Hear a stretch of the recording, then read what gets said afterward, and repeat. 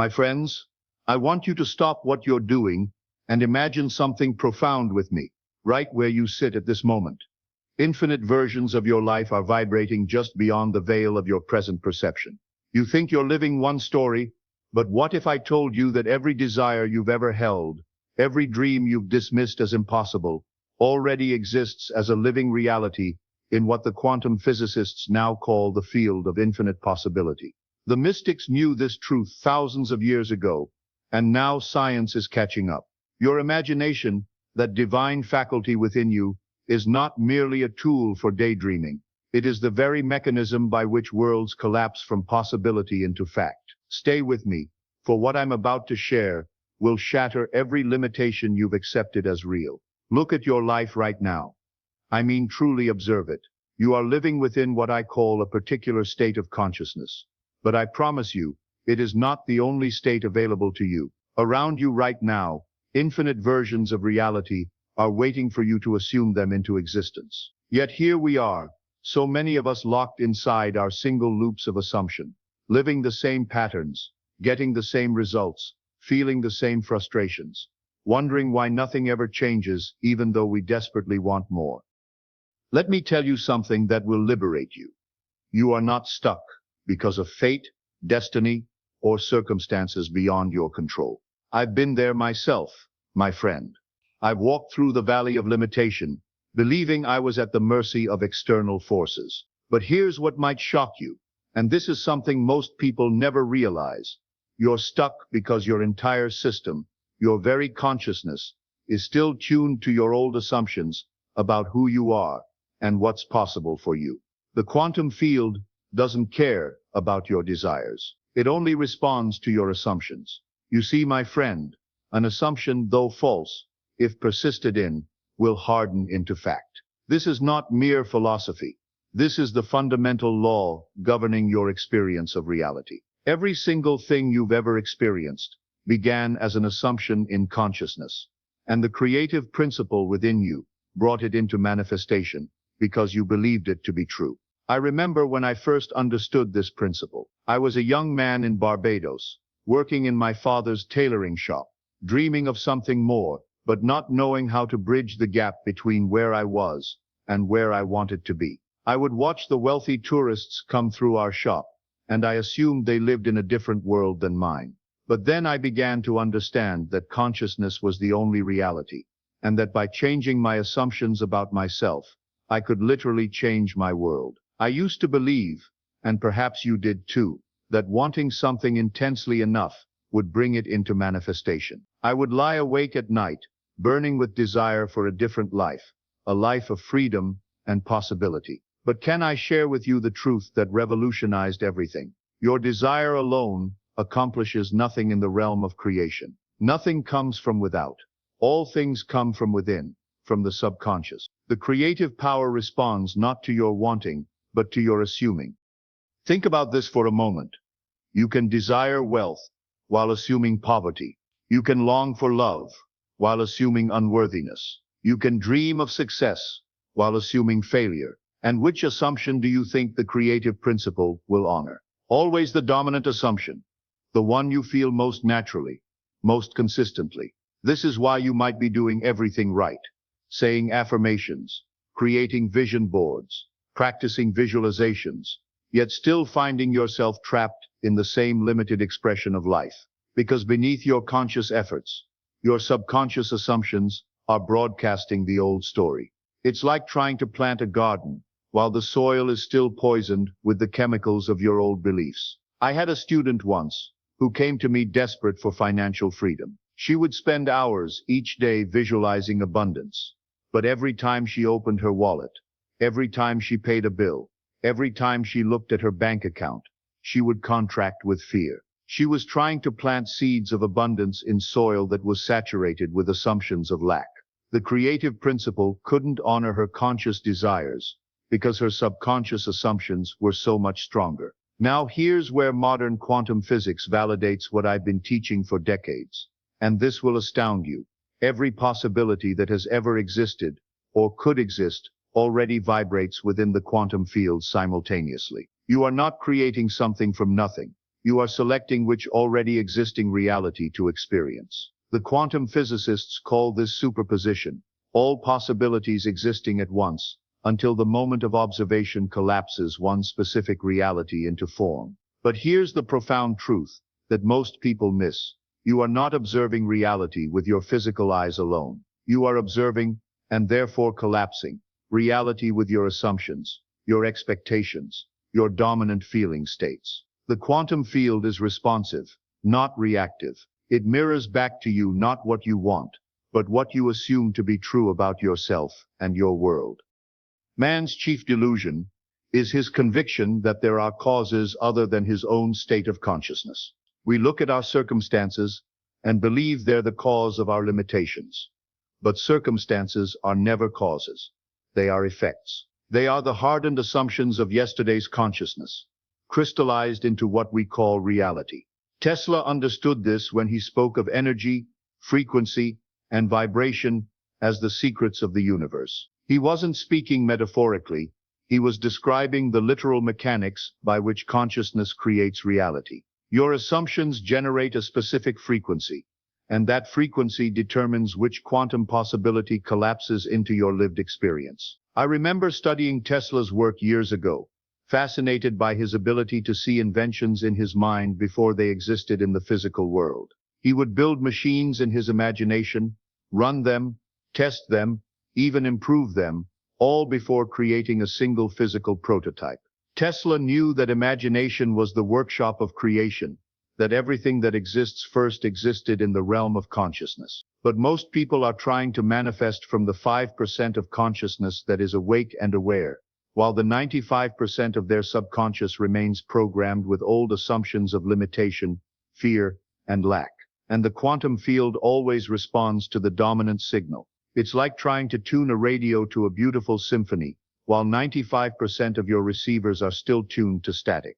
Modern neuroscience confirms that 95% of our behavior operates from subconscious programming, stored patterns, beliefs, and emotional conditioning that run automatically below conscious awareness. When we combine this with quantum mechanics observer effect, we discover something remarkable. Most of the time, it's not your conscious intention collapsing reality, but your subconscious assumptions. This is why people can change jobs, relationships, cities, and still find themselves experiencing the same emotional patterns and outcomes. Because nothing external has the power to override an internal assumption that remains unchanged. I've seen it countless times.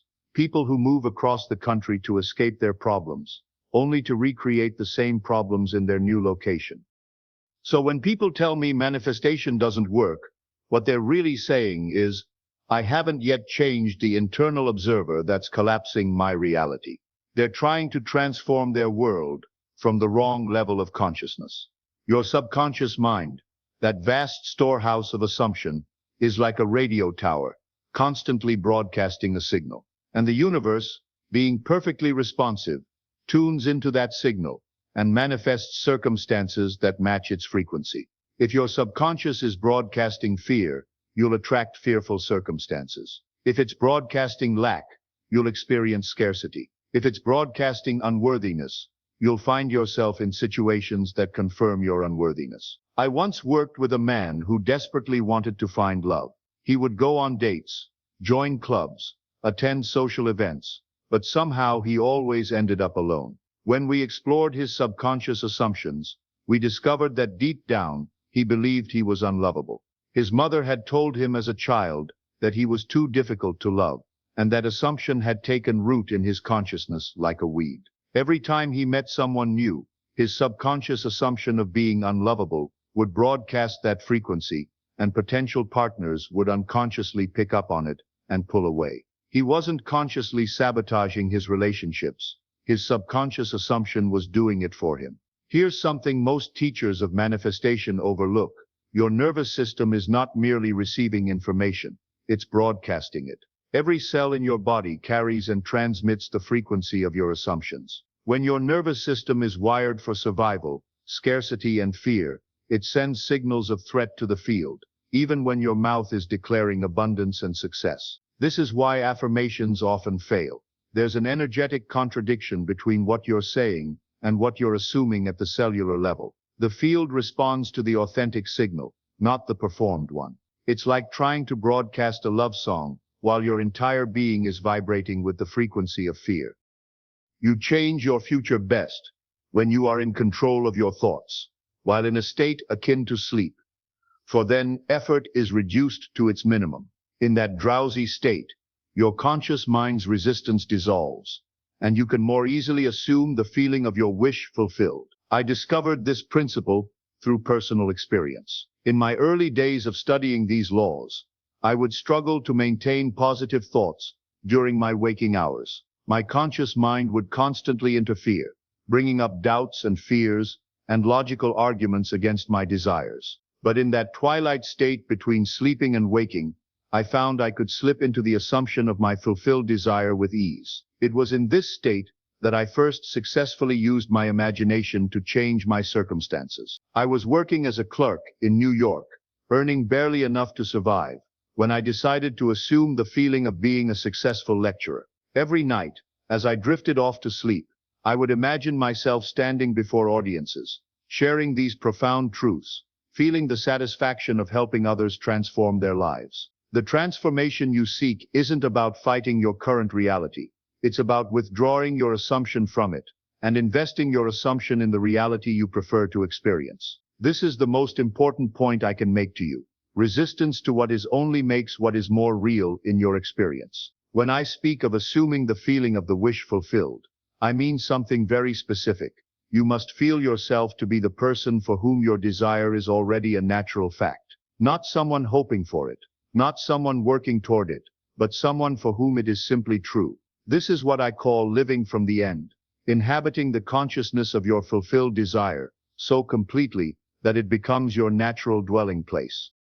If you desire financial freedom, you must assume the feeling of being financially free. How does a financially free person move through the world? How do they breathe? How do they make decisions? How do they relate to money? You must inhabit that consciousness so completely that it becomes your natural state of being. But here's the part that trips up most students. You cannot assume intermittently and expect consistent results. Your assumption, to be effective, cannot be a single isolated act. It must be a maintained attitude of the wish fulfilled. Most people approach manifestation like tourists visiting a foreign country.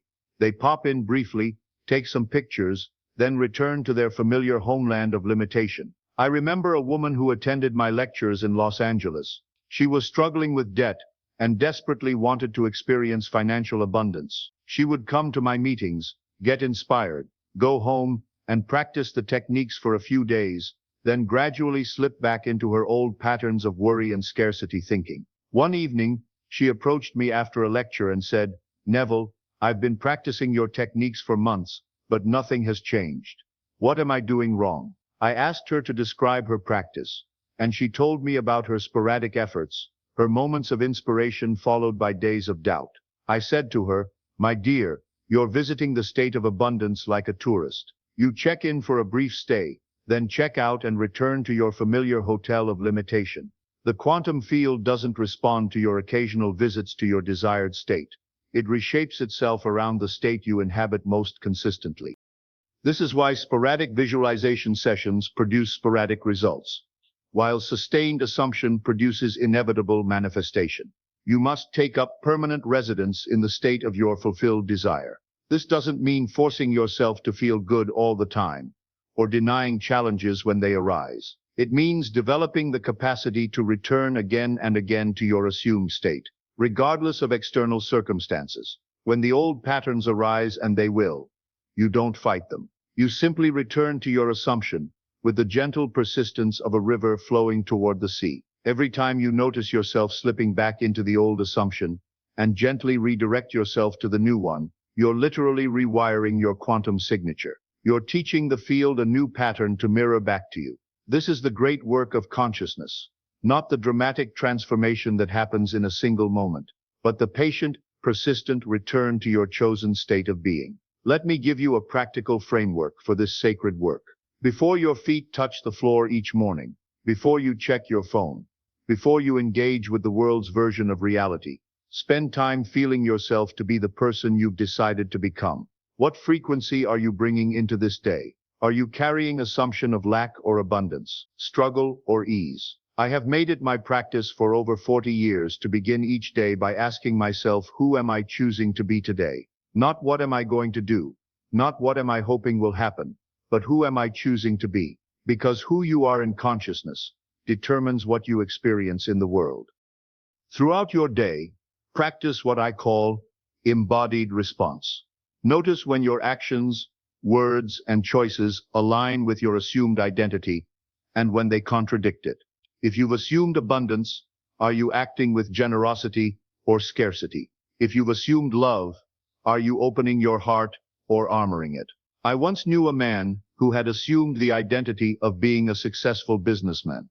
But every time he had an opportunity to invest in his business or take a calculated risk, he would retreat into fear-based thinking. He would say he believed in abundance, but his actions revealed his true assumptions that resources were scarce, that opportunities were rare, that he couldn't trust his own judgment. His external circumstances remained limited, not because the universe was withholding success from him, but because his actions were constantly contradicting his stated desires. He was like a man who claims to believe in his destination while consistently walking in the opposite direction. Before sleep each evening, review your day not for mistakes, but for alignment. Where did you successfully maintain your assumption? Where did you slip back into old patterns? Use this awareness, not for judgment, but for course correction. The practice of conscious creation is not about perfection. It's about persistence. Remember this profound truth. A change of feeling is a change of destiny. Every moment you sustain the feeling of your wish fulfilled, you're literally collapsing new quantum possibilities into your experience. This isn't metaphysical speculation. This is the most practical instruction I can give you. Dare to believe in the reality of your assumption and watch the world play its part relative to its fulfillment. The world has no choice but to conform to your persistent assumption. Persistence doesn't mean force.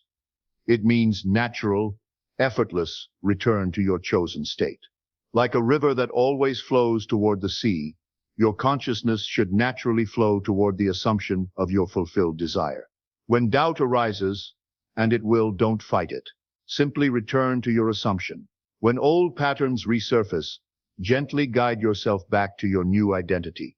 I want to share with you a story that illustrates this principle beautifully. Years ago, I met a young woman who had been told by doctors that she could never have children. She had been married for 5 years and had undergone countless medical procedures, all to no avail. When she came to my lectures, she was bitter and defeated, convinced that motherhood was impossible for her. I taught her to assume the feeling of being a mother, not hoping to become a mother, not trying to become a mother, but feeling herself to be a mother already. Every night, she would fall asleep imagining herself holding her baby, feeling the weight of the child in her arms, hearing the soft sounds of infant breathing. For months, nothing seemed to change in her external circumstances. The doctors still told her conception was impossible. Her husband began to lose hope, but she persisted in her assumption, returning again and again to the feeling of being a mother. The lag time between assumption and manifestation exists to test the persistence of your conviction. Will you maintain your assumption in the face of contradictory evidence? Will you continue to feel the reality of your wish fulfilled, even when the outer world hasn't yet caught up? This woman did exactly that. She held to her assumption with the tenacity of someone who knows that consciousness is the only reality. And eventually, against all medical predictions, she conceived. Today she has 3 children, all born after the doctors said conception was impossible. When external circumstances seem to contradict your assumption, remember that they are reflecting your previous assumptions, not your current ones. There is always a bridge of incidents that connects your assumption to its manifestation. You don't need to figure out how it will happen. You just need to maintain the assumption that it is happening. This brings me to one of the most important concepts I can share with you: living from the end. When you live from the end, you're not working toward your goal. You're working from the established fact of its fulfillment. You make decisions, speak words, and take actions from the consciousness of someone for whom the desire is already realized. This creates what quantum physicists call retroactive causation.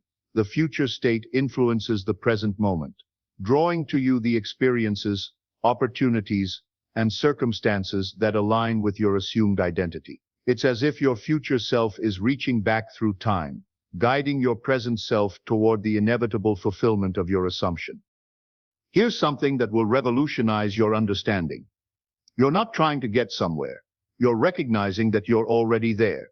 The version of you living your desired life already exists in the quantum field. Your job is to assume their identity so completely that you literally become them. I learned this through my own experience of coming to America. When I was still in Barbados, I began to assume the feeling of being in New York. I didn't know how I would get there, didn't have the money for passage, didn't have connections or opportunities. But I felt myself to be there so completely that it became more real to me than my physical surroundings in Barbados. Every night, I would fall asleep imagining myself walking the streets of New York, feeling the energy of the city, seeing myself as part of that vibrant, creative community. I lived in that assumption so completely that when the opportunity finally came to travel to America, it felt like a natural inevitability rather than a stroke of luck.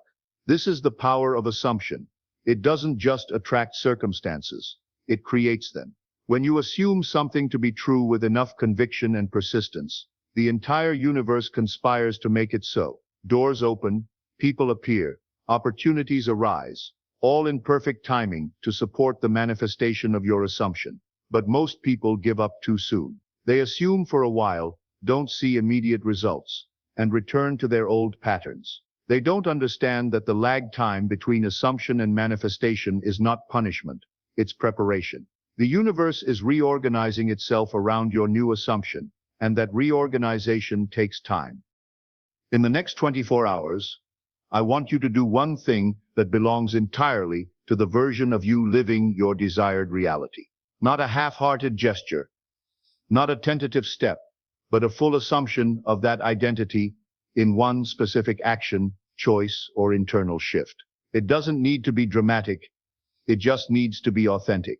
When you do this, you'll feel something profound happen within you. You'll sense the quantum field responding to your new signal. You'll experience what I call the thrill of answered prayer, that moment when you feel the creative principle stirring in response to your assumption.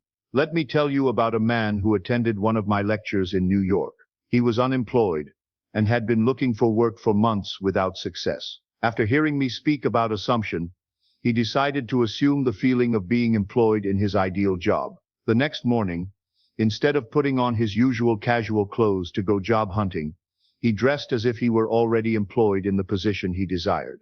He put on his best suit, tied his tie with care, and looked at himself in the mirror, not as an unemployed man hoping for work, but as a successful professional preparing for another day at his fulfilling job.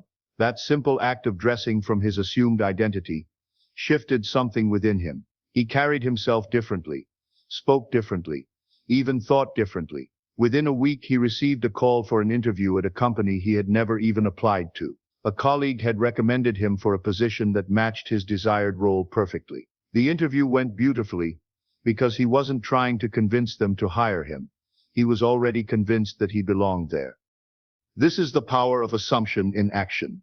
When you truly feel yourself to be something, you automatically act from that consciousness, and the world responds to the authenticity of your conviction. And in that moment, you'll understand what I've been trying to tell you.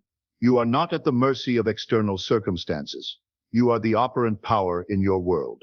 Your imagination, directed by assumption and sustained by feeling, is the creative force that shapes every detail of your experience. I want to share something that happened to me just last year.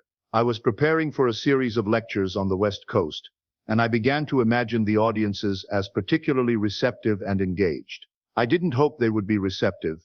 I assumed they would be. I felt the energy of connection, the joy of sharing truth with eager minds, the satisfaction of seeing understanding dawn in their faces. When I arrived for the first lecture, I found the largest, most enthusiastic audience I had ever addressed. People had traveled from hundreds of miles away to attend. The connection was immediate and profound.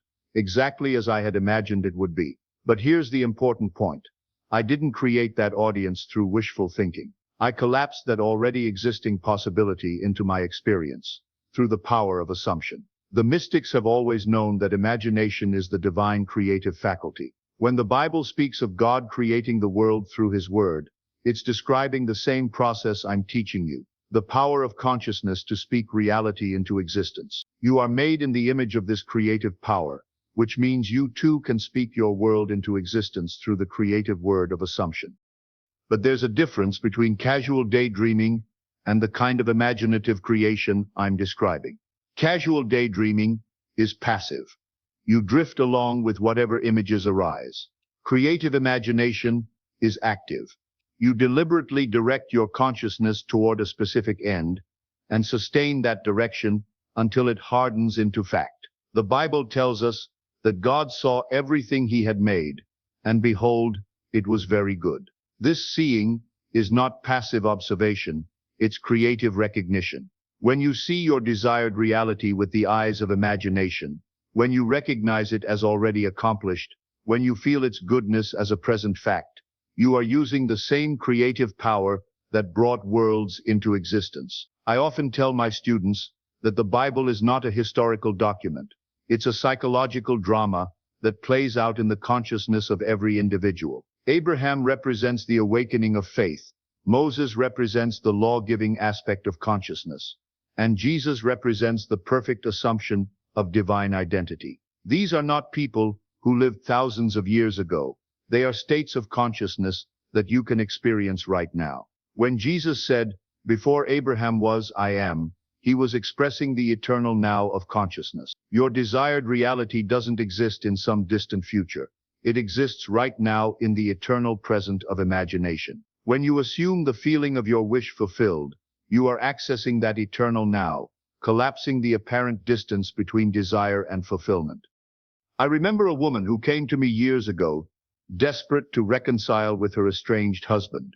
They had been separated for over a year, and he had filed for divorce. The lawyers were involved, the papers were drawn up, and everyone told her to accept that the marriage was over. But I taught her to assume the feeling of reconciliation. She began to sleep each night imagining her husband beside her, feeling his presence, his love, his commitment to their marriage. She would wake up and for a moment feel genuinely surprised to find herself alone. So real had her imaginative experience become. Her friends thought she was delusional. Her family urged her to face reality. But she held to her assumption, with the persistence of someone who understands that consciousness is reality, and that what we call physical reality is simply consciousness crystallized into form. It took 6 months, but gradually, her husband began to soften. He started calling, then visiting, then spending the night. The divorce papers were never filed, and today, 15 years later, they have one of the strongest marriages I know. She didn't manipulate him or coerce him. She simply assumed the feeling of their love so completely that it became the dominant reality in both their lives. This is what I mean when I say that assumption, if persisted in, will harden into fact. The facts of your current experience are simply the hardened assumptions of your past consciousness. Change your assumptions, persist in them, and you will change your facts. But here's what most people don't understand. The period between assumption and manifestation is not dead time. It's the most creative period of your life. During this time, the universe is reorganizing itself around your new assumption, creating the bridge of incidents that will bring your desire into manifestation. Your job during this period is not to figure out how it will happen. Your job is to maintain the assumption that it is happening. Every time you slip back into doubt, every time you return to the old story, you're essentially voting for your old reality. But every time you return to your assumption, you're voting for your new reality. Democracy is not just a political system, it's a cosmic principle. The universe is constantly taking a vote on what reality you want to experience. And every thought, every feeling, every assumption is a vote. The reality that gets the most votes wins. This is why persistence is so important, not because you're forcing something to happen, but because you're consistently voting for what you want to experience. I've seen people transform their entire lives through this understanding. I've watched the sick become healthy, the poor become wealthy, the lonely find love, all through the simple but profound practice of assuming the feeling of their wish fulfilled and persisting in that assumption until it hardened into fact. The quantum field that modern physics describes is the same field that the mystics have always called the mind of God.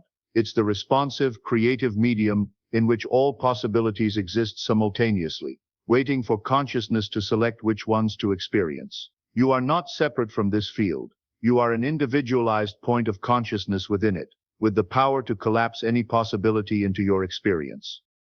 This is why I say that man is God in action, not because you are greater than the creative principle, but because you are the creative principle, individualized.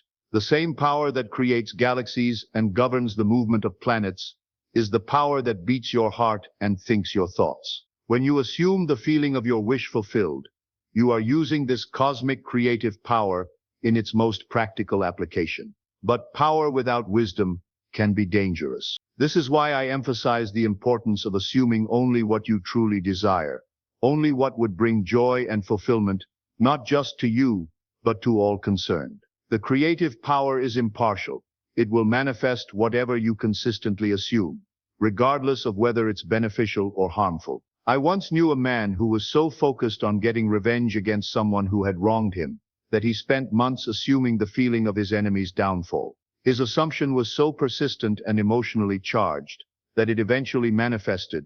His enemy did indeed experience a series of failures and setbacks. But the man who had assumed this revenge found no satisfaction in it. In fact, he felt empty and remorseful, realizing that his creative power could have been used to build something beautiful instead of tearing something down. This taught me an important lesson about the responsibility that comes with creative power. When you understand that your assumptions shape reality, you must also accept responsibility for the kind of reality you're creating. Are you using your creative power to build a world of love, abundance, and joy? Or are you unconsciously creating a world of fear, scarcity, and limitation? The choice is always yours, and it's being made in every moment through the assumptions you hold and the feelings you entertain. This is why self-observation is so crucial to this work. You must become aware of your habitual patterns of thought and feeling, because these patterns are literally sculpting your experience of reality. Most people are unconscious creators, assuming by default, rather than by design. They inherit their assumptions from their parents, their culture, their past experiences, and then wonder why their life feels predetermined. But you have the power to break free from inherited limitations and create consciously according to your highest vision of what's possible. You must assume the feeling of your wish fulfilled until your assumption has all the sensory vividness of reality. This is not about visualizing, it's about feeling. You must feel yourself to be the person you want to become so completely that it becomes more real to you than your current circumstances. I remember when I was first learning these principles, I struggled with the concept of feeling. I would try to visualize what I wanted, but the images seemed flat and lifeless. It wasn't until I learned to feel my way into my desires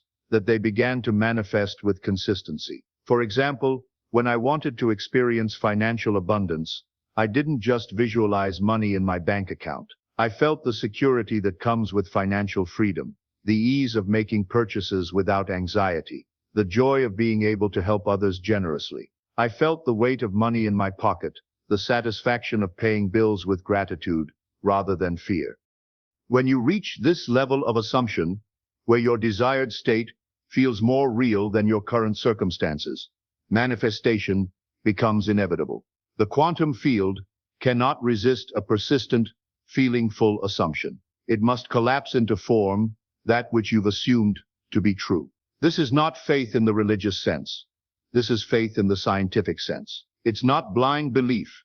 It's informed confidence based on understanding the laws of consciousness. When you understand that consciousness is the only reality, and that the physical world is simply consciousness made visible, then assuming the feeling of your wish fulfilled becomes as natural as breathing. But most people approach manifestation with a beggar's consciousness. They come to the universe with their hat in their hand, hoping for a few scraps of good fortune.